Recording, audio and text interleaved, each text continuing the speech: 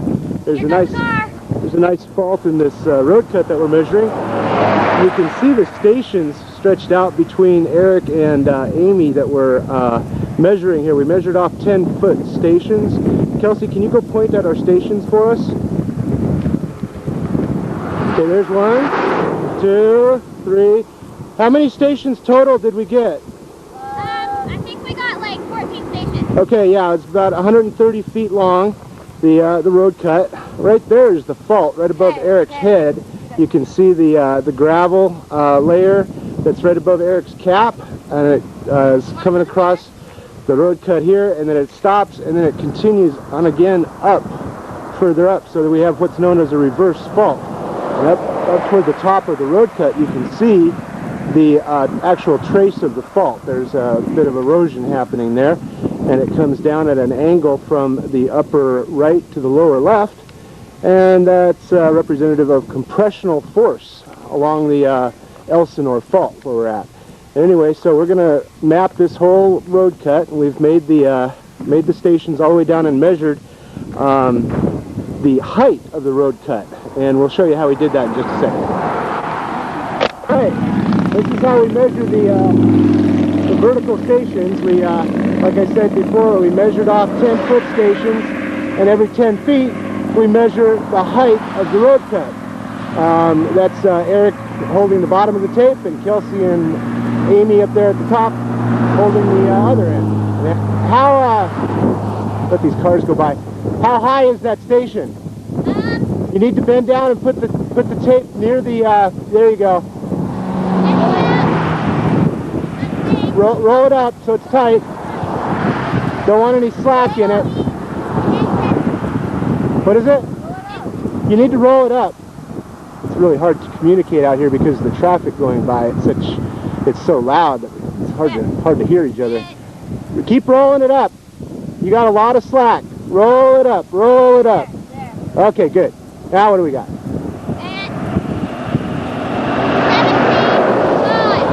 17 what? 5. 17 feet 5 inches. Okay, very good. Come on down.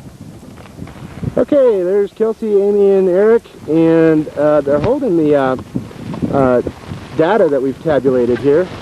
Don't know if it's going to come out on the recording here, but you can see we've got the stations numbered and the height that we measured all tabulated. So we've collected data and tabulated it.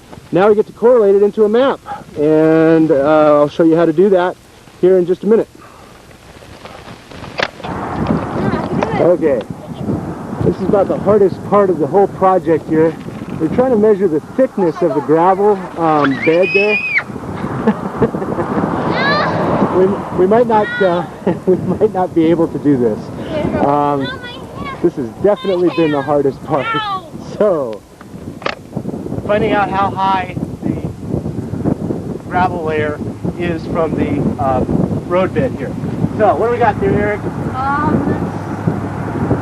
8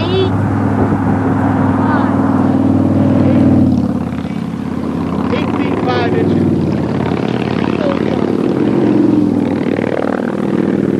So we'll write that down. Amy, why don't you film the road cut on the other side, because you can see the fault over there too. Okay, there you go. Right over here. See my finger? See how the fault goes up and down the hill there? It's not as obvious on the other side as it is on this side, but that's the same thing that we're mapping here.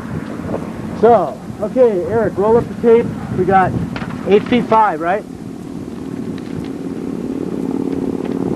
All right, tabulate the data.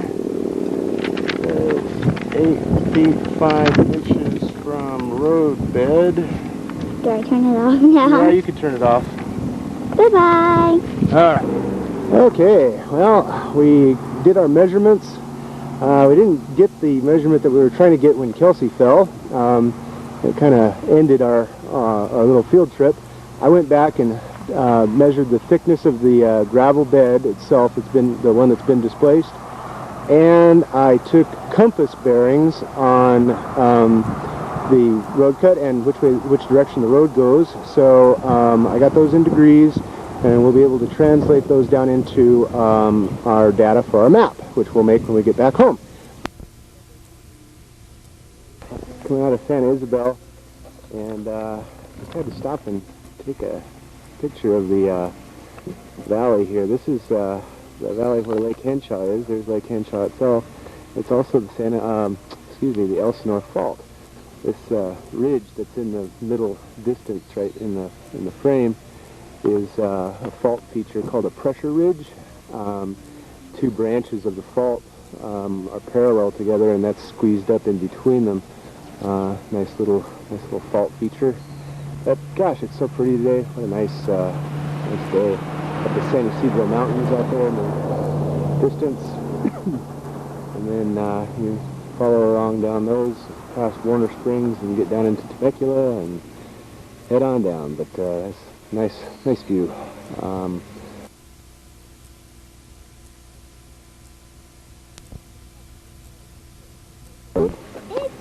right, there it is.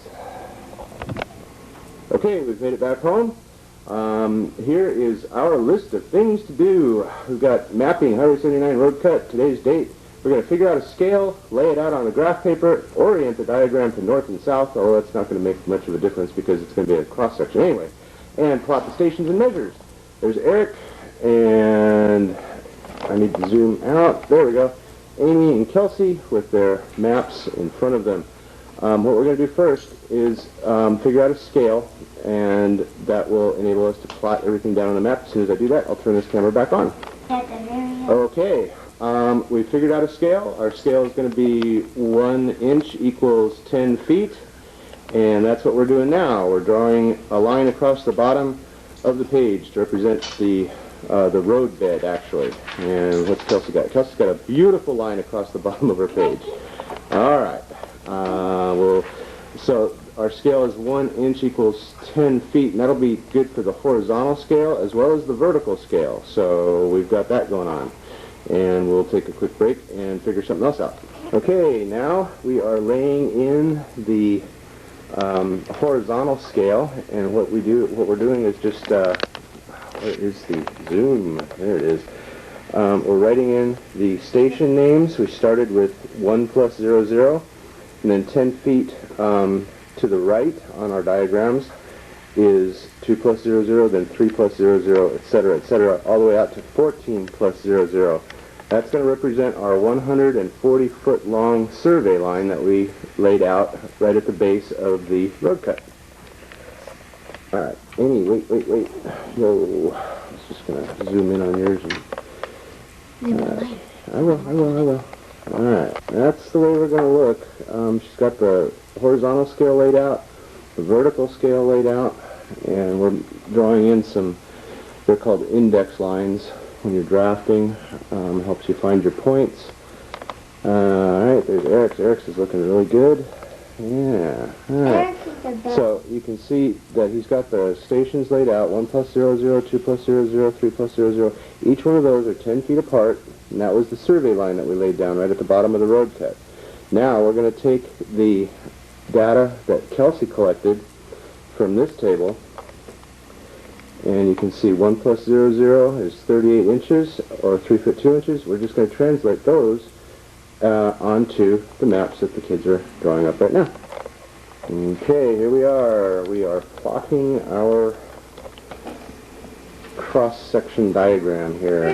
One of them are 32. Yeah, you can see the dots that she's laid in at the stations. We're just transferring the measurements over onto the stations here on the graph paper. I'm doing very well. You did dots. Everyone's Number 9. It's 32. 32 even? Okay. Oh, it's higher than 30? Yeah. Oh, all right. Well, it's no big deal. You just go one square above the 30. Perfect. Okay. Which station are you on, Amy? 8. 8. Okay. What's the measurement on number 8 there, Eric? 8 is 28 4. 28 feet 4 inches. Okay. So find the 30. That's 28. Why did I do like the 4? It's just a little tiny bit. You could actually just put it on the 28. It wouldn't make much of a difference. Okay. I just helped. All right. I'm on my way. All right. We've got our points plotted on our map. Kelsey's got her colors going in to show the offset of the gravel bed that was displaced by the fault. She's doing a really good job. Amy's starting in on hers, and Eric is waiting for a marker to get freed up here. We can color, so we've only got 2 of those. So anyway, but look how good it's going. That looks just absolutely fantastic. Eric gets to start. This is his raw map here. Hold on, Eric. Zoom in on that. See, there's the gravel bed that we put in, and looks very good. That's how geologic maps are made. Did a really good job on these, you guys. I'm very, very happy. Let me zoom in on Kelsey's here. Okay, now the only thing that's left to do is to show the displacement of the fault, and we do that with arrows. And as soon as we get all done with that, we'll have the kids hold up their maps and we'll make the finished presentation. You're afraid of the... Here we are with our finished projects. They are just absolutely fantastic. They look great, you guys. I am so impressed. We'll zoom in on Kelsey's first, then Eric's face, and Amy's. You guys did just absolutely perfect. All we're going to do next to finish up is write in the scale information on the maps, and then we'll be all done. Thank you guys very much. That was a wonderful project. Yay!